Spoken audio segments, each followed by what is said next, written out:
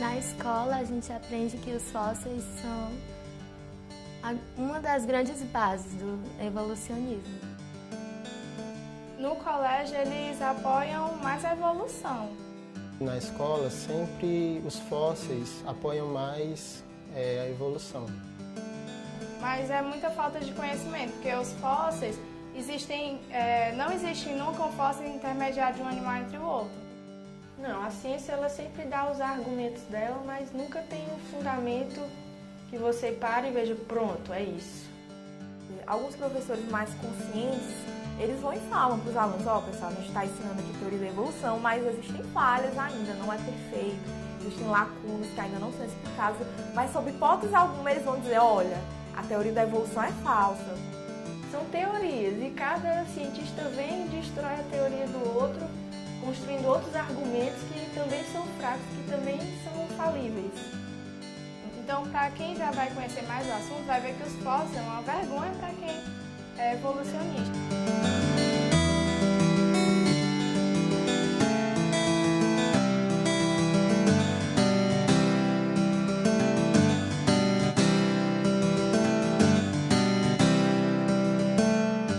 Todos os efeitos especiais da cinematografia de hoje, nem sabemos mais o que é real e o que é fictício. Já ouvi várias pessoas que me perguntaram se os dinossauros realmente viveram na Terra do passado. Sou Randall Milton Pollard, autor do livro No Princípio Criou Deus os Céus e a Terra, e autor desta data show que faz parte de uma série chamada Projetado ou Por Acaso. Garanto que os dinossauros existiram na Terra. Aqui há uma costela de um triceratopsio que eu tive o privilégio de desenterrar na região Hell Creek, no estado de Montana, nos Estados Unidos, em julho de 2005. Quando descobrimos fósseis na Terra, é como ler um livro antigo que descreve uma época totalmente desconhecida. Temos que ler atenciosamente, sem permitir que os nossos preconceitos nos confundam. Você está cordialmente convidado a examinar as evidências aqui apresentadas para chegar à sua própria conclusão. Hoje queremos considerar o segundo dos principais problemas científicos com a evolução, especificamente a vergonha do registro fóssil. Se você é como a maioria das pessoas, provavelmente pensa que o registro fóssil apoia a teoria da evolução. Realmente é justamente o contrário. Começamos então com uma definição da palavra fóssil. Conforme um dicionário comum, um fóssil é um organismo que era vivo, porém, ao morrer, foi transformado em pedra. Devido ao fato de existirem bilhões de fósseis na Terra, Charles Darwin tinha certeza que, com bastante tempo para descobrir mais fósseis, seriam encontrados os fósseis de todas as formas transicionais entre uma espécie e outra de animais. É bom ouvir a opinião dos próprios evolucionistas, como do Pierre Grasset e Steven Stanley. Os naturalistas têm que lembrar que o processo da evolução é revelado somente através dos fósseis. Um conhecimento da paleontologia é, portanto, um pré-requisito. Somente a paleontologia pode fornecer evidência da evolução e revelar sua direção ou seus mecanismos. Enquanto muitas inferências são derivadas de organismos vivos, temos que examinar o registro fóssil para adquirir as provas finais de grandes mudanças. Na ausência do registro fóssil, a credibilidade dos evolucionistas ficaria severamente enfraquecida. Poderíamos questionar se a doutrina da evolução se qualificaria como algo mais do que uma hipótese ridícula. Por exemplo, os evolucionistas alegam que os peixes se transformaram em anfíbios e os anfíbios se transformaram nos primeiros répteis. Só que entre os peixes e os anfíbios não há nenhum animal hoje que mostra essa suposta transformação. Mas no registro fóssil há bilhões de fósseis de peixes. Certamente entre eles, se a evolução for um fato, os paleontólogos encontrarão fósseis das formas transicionais. Algo entre o peixe e o anfíbio. É daí que eu tiro o título desta palestra. os paleontólogos descobriram que existe uma ordem relativa nos fósseis da Terra. Quer dizer, se tirasse um bloco vertical de pedra sedimentar da Terra, poderia observar, teoricamente, o que eles chamam da coluna geológica. Nesta coluna, ou bloco de pedra, normalmente encontram-se os fósseis de organismos supostamente mais simples lá embaixo e os fósseis de organismos supostamente mais complexos, como os de dinossauros e mamíferos, mais em cima. Eles interpretam isto como evidência que apoia a evolução, dizendo que os organismos mais simples evoluíram-se primeiro e foram enterrados primeiro, há milhões ou centenas de milhões de anos. Eles alegam que cada camada sucessiva de pedra representa a passagem de milhões de anos numa espécie de acumulação sedimentar. Mas isto tudo é apenas uma interpretação da evidência.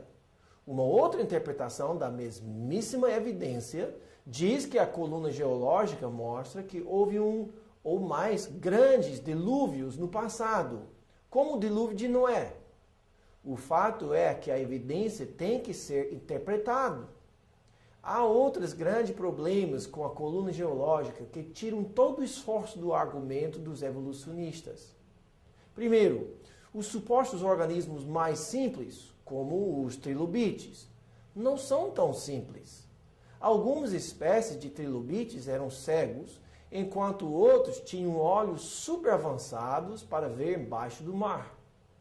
Mas a pior parte para os evolucionistas é que não existe nada antes do trilobite no registro fóssil para indicar de onde se formara. Outro grande problema para a coluna geológica é que ela não existe completa em nenhum lugar no mundo inteiro. Há quem diga que a coluna geológica existe por completo somente nos livros textos defendendo a ideia da evolução. Além disso, há muitos lugares no mundo onde os organismos supostamente mais primitivos, que devem estar lá embaixo, ficam mais para cima. E os que devem encontrar-se cá em cima estão lá embaixo. Do ponto de vista daquele que acredita em Deus e na Bíblia, as mesmas evidências são examinadas, mas o resultado é bem diferente. Em vez de dizer que cada camada representa a passagem de milhões de anos, ele diria que todos os organismos foram enterrados rapidamente numa série de eventos catastróficos, na época do grande dilúvio de Noé. O evolucionista não pode admitir esta ideia, desde que a crença em Deus e na Bíblia derrubaria por completo o esquema deles. Portanto, eles negam veementemente até a possibilidade de um dilúvio global na Terra, mesmo que até 75% da superfície da Terra hoje seja coberta de água. Quando olhamos para o Grand Canyon, no estado de Arizona, a pergunta mais comum é: o que causou toda esta erosão? Mas esta deve ser a segunda pergunta. A primeira pergunta deve ser: o que depositou todas estas camadas horizontais de pedra sedimentar?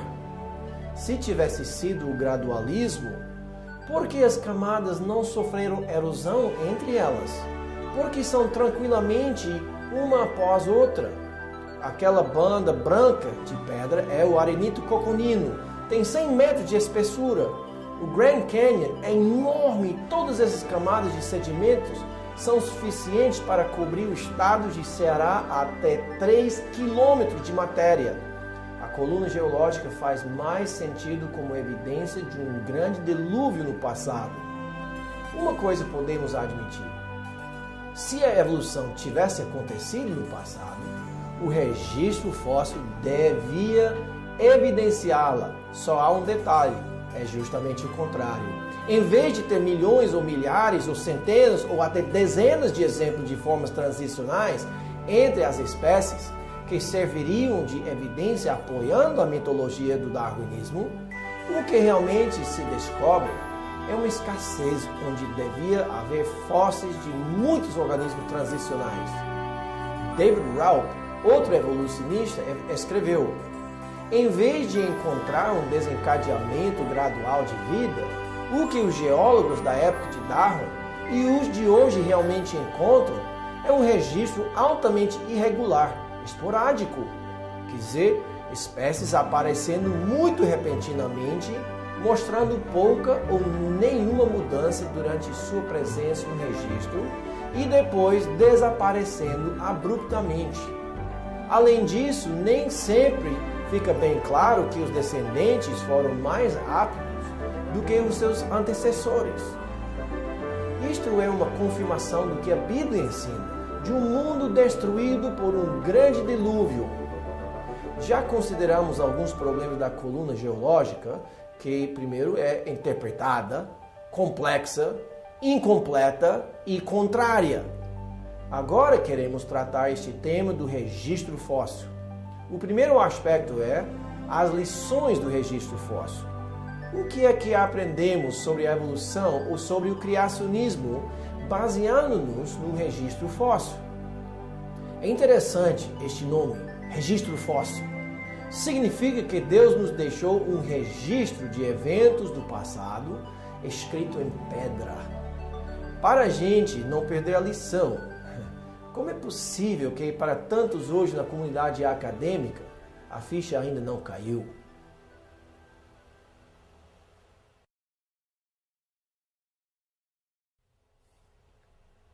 Então, a primeira lição que devemos aprender do registro fóssil é sobre o processo de fossilização. O registro dá evidência de algo que aconteceu lentamente através de milhões de anos ou que aconteceu rapidamente. Tinha que ser lentamente porque os fósseis levam milhares e milhões de anos para se formar. É? Podemos cientificamente observar a fossilização acontecendo hoje? Como é que funciona? Se um animal morresse na mata, ele normalmente viraria fóssil? Não. Por que não? Que tal um peixe que morre no mar? Também não. O que é necessário para algo orgânico se tornar pedra? Os fósseis podem se formar hoje? A petrificação de algo requer quantos anos? Milhões? Não. Requer os produtos químicos certos na água.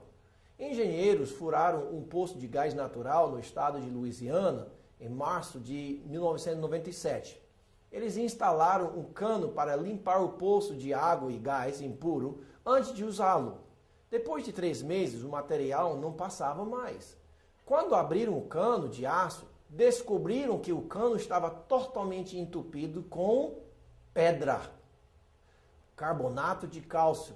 Este é justamente o material que faz a petrificação dos fósseis. Os fósseis não requerem milhões de anos, nem centenas de anos para se formar. No museu em Nova Zelândia, há um chapéu inglês petrificado, totalmente de pedra. Como é possível se a petrificação requer milhões de anos? Realmente, quando as condições são certas, a petrificação é rápida. Se os fósseis podem se formar rapidamente, e há muitas provas disto, então por que insistimos que os outros fósseis se formaram lentamente através de milhões de anos? Todos estes objetos foram petrificados rapidamente na presença de água com carbonato de cálcio e outros minerais vindos de poços de água mineral dentro da crosta terrestre. Note o saco de farinha de trigo, agora pedra. Muitos livros-textos de ciência usam algo semelhante a este desenho para mostrar a formação lenta de fósseis. Está certo? Qual é o problema? Os peixes afundam depois de morrer? Não. O que realmente acontece é mais semelhante ao segundo desenho. Quer dizer, fora de algo catastrófico, animais mortos não se transformam em fósseis. Se a fossilização foi resultado de processos lentos de sedimentação acumulando para enterrar o animal, como seria possível preservar tantos animais inteiros? Nunca aconteceria assim. Então, realmente, a fossilização tem que ser rápida ou nem aconteceria. No caso deste Edmontossauro, Vocês acham mais fácil acreditar que ele morreu naturalmente, caiu no chão e nenhum animal ou organismo que se alimenta de carniça mexeu com ele durante milhares de anos enquanto esperava ser enterrado em sedimentos e transformar-se em pedra? Ou que morreu e foi enterrado rapidamente na lama de uma grande enchente? Então, a primeira lição que devemos aprender do registro fóssil é que faz muito mais sentido entender que se formou rapidamente no enterro rápido, na água, com os minerais certos presentes. Então, a fossilização pode acontecer hoje, sim, só que não a observamos acontecendo com bastante frequência para justificar o que encontramos nas pedras. Obviamente, houve um grande matança no passado que matou e enterrou rapidamente bilhões de organismos com água e lama. 95% dos fósseis são mariscos invertebrados e os demais são principalmente peixes. Fósseis de mamíferos terrestres são extremamente raros. Aparentemente, a grande matança começou com um grande desastre nos mares. Estranho como isto combina perfeitamente com a descrição bíblica de um grande dilúvio, onde a Bíblia diz: romperam-se todas as fontes do grande abismo. A segunda lição que devemos aprender do registro fóssil é sobre o número de fósseis. Onde os fósseis se encontram? Somente no Brasil? Não. No mundo inteiro.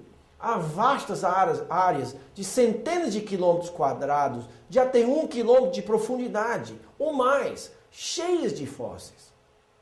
Há bilhões e bilhões de fósseis. Como aconteceu tudo isto?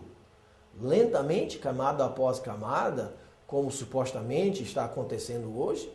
Foi isto que Charles Lyell ensinou, e toda a geologia evolucionária está baseada nessa ideia errônea, chamada uniformitarismo. Quer dizer, as camadas de pedra sedimentar foram formadas lentamente através de um processo de sedimentação, pouco a pouco, ao longo de milhares e milhões de anos. Então, os evolucionistas têm dois grandes problemas aqui. Primeiro, a quantidade de fósseis. Há muitos. Eles não estão sendo formados assim hoje. Segundo, a necessidade de milhões de anos para enterrar os organismos. A evidência não mostra isso. O que se torna óbvio para qualquer observador honesto é que o registro fóssil formou-se como resultado de uma ou mais catástrofes. Se a sedimentação fosse lenta, através de milhares e milhões de anos, algo está errado no registro fóssil. Em Scroggins, da Nova Escócia, Canadá, observamos vários exemplos do tronco de uma árvore petrificada atravessando o que seria milhares ou milhões de anos de sedimentação. Como é possível? Conforme a ideia de uniformitarismo, era necessário que este tronco de árvore ficasse na posição quase vertical durante milhares de anos, esperando a sedimentação acumular-se ao seu redor? Só há uma explicação.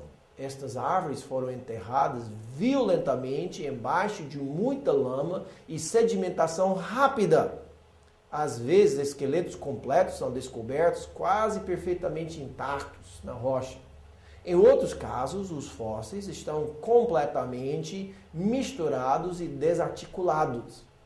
Você pode imaginar um dinossauro como este Camarossauro, que costumeiramente chegou até uns 18 metros, sendo enterrado numa fina camada de pedra sedimentar?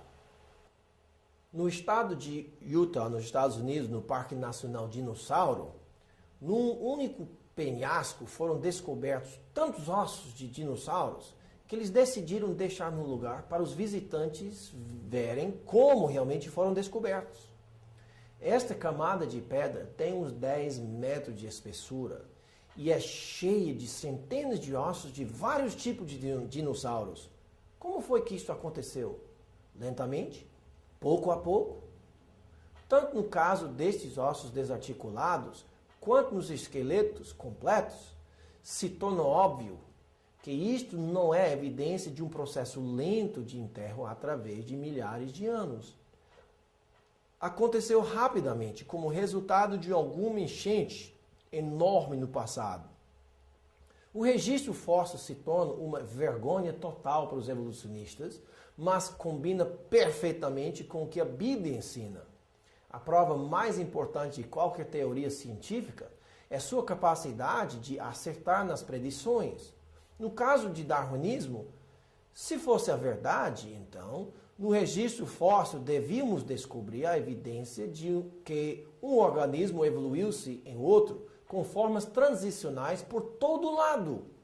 Se a Bíblia for correta, devemos descobrir no registro evidência de um grande dilúvio e não de animais em transição de uma espécie para outra. Vamos ver o que os evolucionistas têm a dizer em referência ao que realmente se encontra no registro fóssil. O registro fóssil conhecido não documenta um único exemplo de evolução filética que tenha realizado uma transição morfológica importante. A ausência de evidências fósseis dos estágios intermediários entre as principais transições em delineação orgânica tem sido um problema persistente e inoportuno para os cálculos gradualistas da evolução. Nenhum evolucionista verdadeiro, que é gradualista, que é adepto do equilíbrio pontuado, usa o registro fóssil como evidência em favor da teoria da evolução, em contraposição à da criação especial. E Michael Denton, no seu livro A Evolução, Teoria em Crise, diz: não é que a paleontologia tenha falhado somente em produzir os elos perdidos, os quais Darwin tanto esperava, porém, as grandes transições teóricas do modelo evolucionista, como répteis para pássaros, parecem cada vez mais uma fantástica ficção científica do que uma teoria séria. Além das lições do registro fóssil, há as lacunas no registro. As lacunas também representam uma grande vergonha para os evolucionistas, porque em vez de apoiarem a teoria deles, são provas escritas nas pedras. As lacunas falam de falta das formas transicionais entre uma espécie e seu suposto herdeiro. Seria impossível examinar todas essas lacunas, ou seja, elos perdidos, porque há tantas. Em vez disto, queremos examinar apenas 4 das lacunas enormes da evolução no registro fóssil. Mas antes disso, vamos ilustrar o problema de lacunas no registro fóssil. Conforme a teoria darwiniana da evolução, cada espécie de animal evoluiu de uma outra espécie que tinha características semelhantes. Mas cada desenvolvimento tinha que ser preservado pela seleção natural.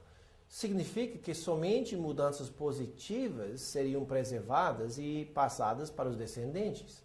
Se realmente tivesse acontecido desta forma, o que devemos descobrir no registro fóssil seria uma série de fósseis mostrando o progresso no desenvolvimento de características novas. No caso do Pteranodon, notamos que sua asa é formada da estrutura de osso e de película de carne esticada entre o dedo e a perna. Note bem que em alguns casos o comprimento das asas abertas chegava a 10 metros. Note também que a extensão da asa é nada mais do que seu dedinho com mais de 2 metros.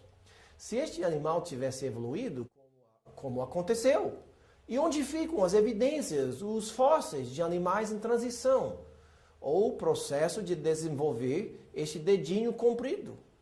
Teria sido possível para o animal voar a qual ponto? Com a asa na metade? Não. E qual seria a vantagem para um animal ter um dedinho um pouco mais comprido, mas não o suficiente para voar? Então as lacunas simplesmente falam do fato que no registro fóssil encontramos muitos fósseis de Pteranodon, por exemplo, mas com nenhuma evidência de qual animal ele se evoluiu. A primeira lacuna significante no registro fóssil é exatamente a explosão cambriana. Esta lacuna trata do fato que no registro fóssil encontramos pedras chamadas pré-cambriana e a camada chamada cambriana. Cada camada tem seus fósseis e a pré-cambriana geralmente com fósseis microscópicos de organismos unicelulares. Mas de repente na camada seguinte, imediatamente sobre a pré-cambriana, há uma explosão de organismos complexos, invertebrados, como os trilobites, totalmente desenvolvidos, sem nenhuma forma transicional. Mas não são somente os invertebrados que aparecem no cambriano, e sim todos os reinos, com todos os 25 filos ou sub-reinos. Não é de estranhar, então, que os evolucionistas fiquem envergonhados com esta explosão de vida, sem nenhuma pista referente a como aconteceu. Não existe nenhuma forma transicional no registro fóssil para mostrar de onde vieram todos esses diversos grupos de organismos vivos. Eles simplesmente apareceram de lugar nenhum, quase como se tivessem sido criados do nada.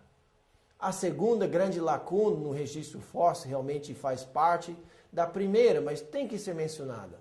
Os organismos com um esqueleto interno semelhante a nós fazem parte do filo chamado Chordata.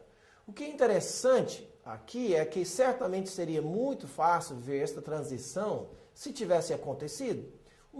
Imagine o fóssil de algo entre um caranguejo e um peixe.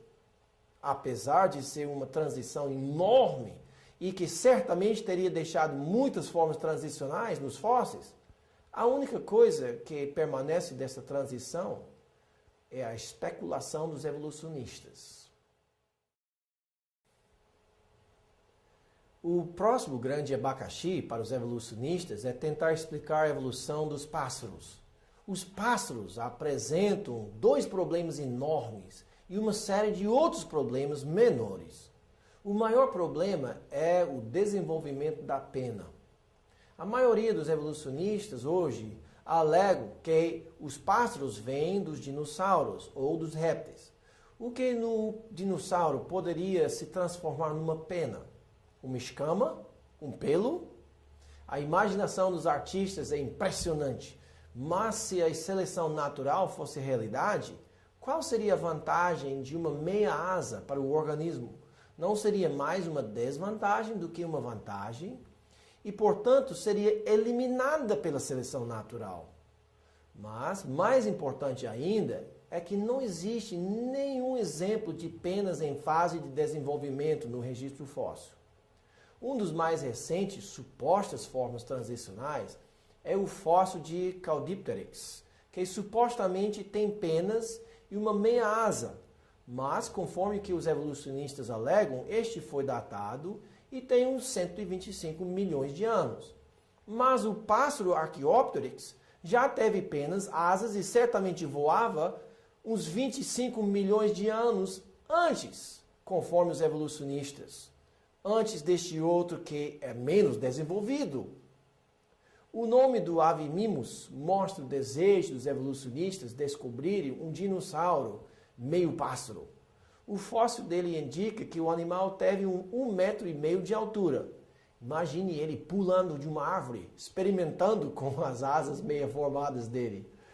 O pássaro, em geral, é uma maravilha de engenharia aerodinâmica, mas a asa, especificamente a pena, é fora de série. A asa do pássaro é composta de parte estrutural de carne e ossos e de parte que possibilita o voo, sendo as penas principais e secundárias de voo. Mas o problema para o evolucionista é dizer de onde vem a pena. Quer dizer, evoluiu-se de quê? Não há nada em comum com o pelo do mamífero, nem com as escamas dos répteis e dinossauros.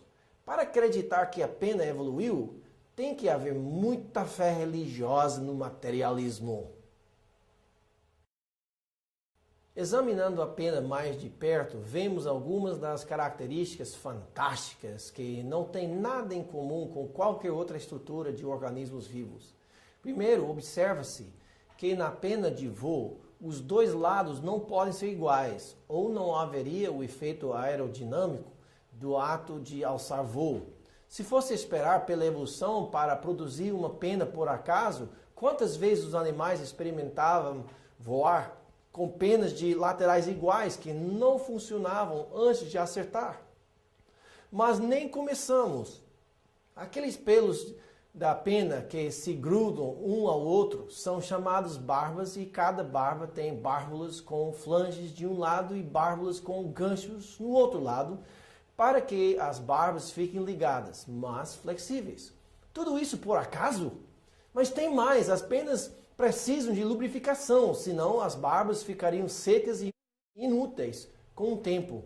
A pena não tem lubrificação própria, mas por incrível que pareça, evoluiu-se ao mesmo tempo no primeiro pássaro uma glândula de óleo na costa do pássaro que ele, por um motivo, sabia que tinha que passar regularmente nas barbas das suas penas. E a sorte é que é muito fácil para ele virar a cabeça facilmente para acessar o óleo com o bico. É impressionante como a evolução fez tudo certo, tudo ao mesmo tempo. Mas o que é realmente um enigma é que com todos esses passos transicionais necessários para produzir asas com penas lubrificadas, que nenhum desses passos é registrado nos fósseis. Que pena! Gente, nem tratamos o pulmão especial do pássaro, o seu sistema digestivo muito especial e o fato dele ser de sangue quente, quando a evidência indica que os dinossauros eram de sangue frio. Há uma outra solução que faz muito mais sentido. Como diz na Bíblia, criou, pois, Deus os grandes animais marinhos e todos os seres viventes que rastejam, os quais povoam as águas, segundo as suas espécies, e todas as aves, segundo as suas espécies. E viu Deus que isso era bom. Houve tarde e manhã, o quinto dia. A outra coisa interessante é que, conforme a Bíblia, Deus criou as aves antes dos répteis e antes dos dinossauros. Exatamente por isso que é impossível combinar a evolução com a Bíblia. É como misturar água e óleo. Não dá certo. É triste quando o homem se acha tão inteligente a ponto de discutir com Deus sobre o que aconteceu antes de haver qualquer homem na Terra. A próxima lacuna é a falta de fósseis mostrando a origem das baleias. A origem das baleias é importante não somente por causa do seu grande tamanho, mas também porque são mamíferos que respiram ar, que supostamente voltaram para o mar. Quer dizer, para os evolucionistas, um mamífero, talvez semelhante a uma vaca, ficou dissatisfeito com a vida terrestre e começou a passar cada vez mais tempo na água. Aparentemente, houve muitas gerações de animais assim, que com o passar do tempo perderam suas pernas e desenvolveram as barbatanas sem perder os pulmões e outras características de mamíferos. Mas esta teoria faz sentido? Quais são os problemas com isto? Primeiro, há fósseis que mostram esta transição? Quantos acham que sim? Tem mais. Onde ficam as narinas nestes animais? Onde ficam as narinas nas baleias? O que houve? Uma espécie de migração? Outro detalhe, como fica o sentido do rabo dos mamíferos? De cima para baixo ou de um lado para o outro? E da baleia? Já pensou na mudança necessária na coluna do animal para conseguir nadar pelas águas? E as pernas traseiras? Os evolucionistas sempre falam de umas pernas vestigiais em algumas baleias, mas não existe nada semelhante à bacia dos mamíferos terrestres para onde ligar as pernas. Mais um exemplo de ficção científica. Recapitulando os problemas da coluna geológica. São 4. Primeiro, a coluna é interpretada, a coluna é complexa, a coluna é incompleta e a coluna é contrária. E as lições do registro fóssil? Bem, formou-se rapidamente, formou-se catastroficamente. As lacunas no registro fóssil são muitas. Entre elas, a explosão cambriana, dos peixes aos anfíbios, a origem dos pássaros, a origem das baleias. O certo é permitir um evolucionista honesto explicar o registro fóssil. Nos anos pós-Darwin, seus defensores esperavam descobrir progressões conforme suas predições. Em geral, não as descobriram. Porém, o otimismo não morre facilmente e, portanto, alguns exemplos de pura fantasia surgiram em alguns livros-textos.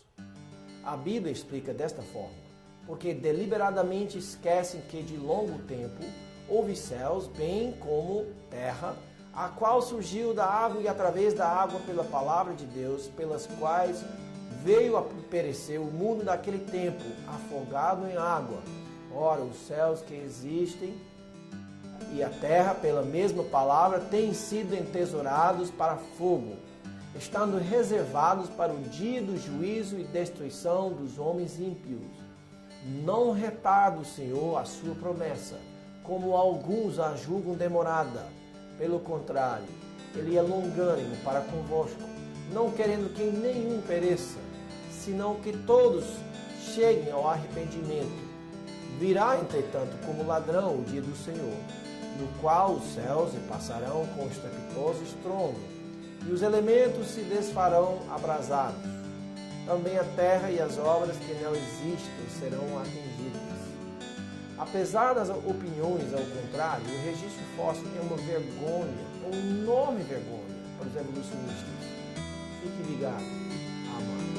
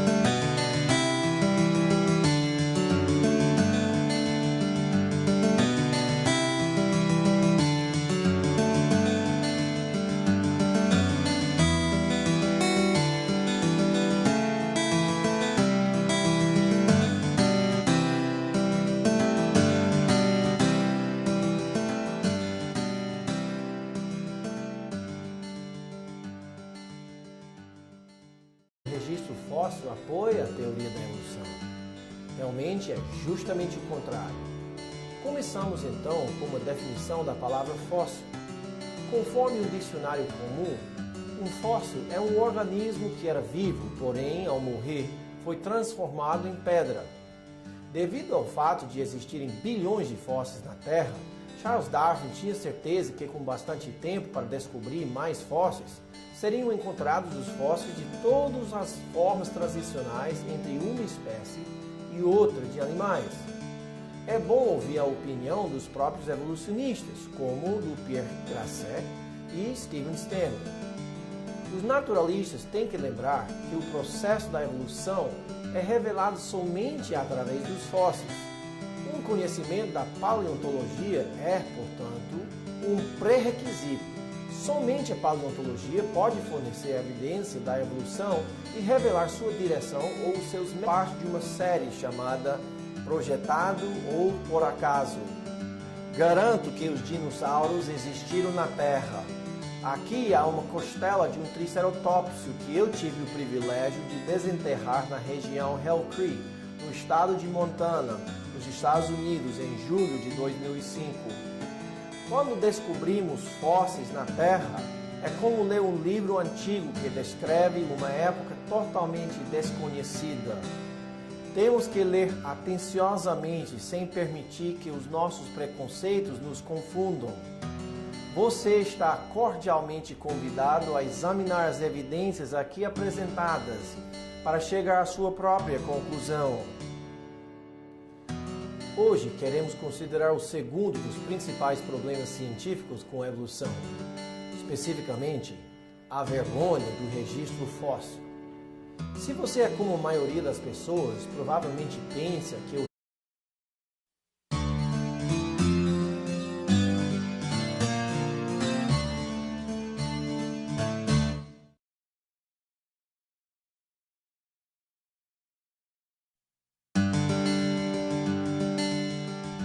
Na escola, a gente aprende que os fósseis são uma das grandes bases do evolucionismo. No colégio, eles apoiam mais a evolução. Na escola, sempre os fósseis apoiam mais a evolução.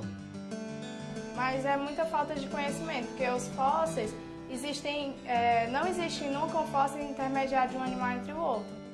Não, a ciência ela sempre dá os argumentos dela, mas nunca tem um fundamento que você pare e veja, pronto, é isso. Alguns professores mais conscientes, eles vão e falam para os alunos, ó, pessoal, a gente está ensinando aqui teoria da evolução, mas existem falhas ainda, não é perfeito. Existem mecanismos. Enquanto muitas inferências são derivadas de organismos vivos, temos que examinar o registro fóssil para adquirir as provas finais de grandes mudanças. Na ausência do registro fóssil, a credibilidade dos evolucionistas ficaria severamente enfraquecida. Poderíamos questionar se a doutrina da evolução se qualificaria como algo mais do que uma hipótese ridícula. Por exemplo, os evolucionistas alegam que os peixes se transformaram em anfíbios e os anfíbios se transformaram nos primeiros répteis. Só que entre os peixes e os anfíbios não há nenhum animal hoje que mostra essa suposta transformação. Mas no registro fóssil há bilhões de fósseis de peixes. Certamente entre eles, se a evolução for um fato, os paleontólogos encontrarão fósseis das formas transicionais. Algo entre o peixe e o anfíbio. Lacunas que ainda não são explicadas, mas sob hipótese alguma eles vão dizer, olha, a teoria da evolução é falsa. São teorias e cada cientista vem e destrói a teoria do outro, construindo outros argumentos que também são fracos, que também são falíveis. Então, para quem já vai conhecer mais o assunto, vai ver que os fósseis são uma vergonha para quem é evolucionista.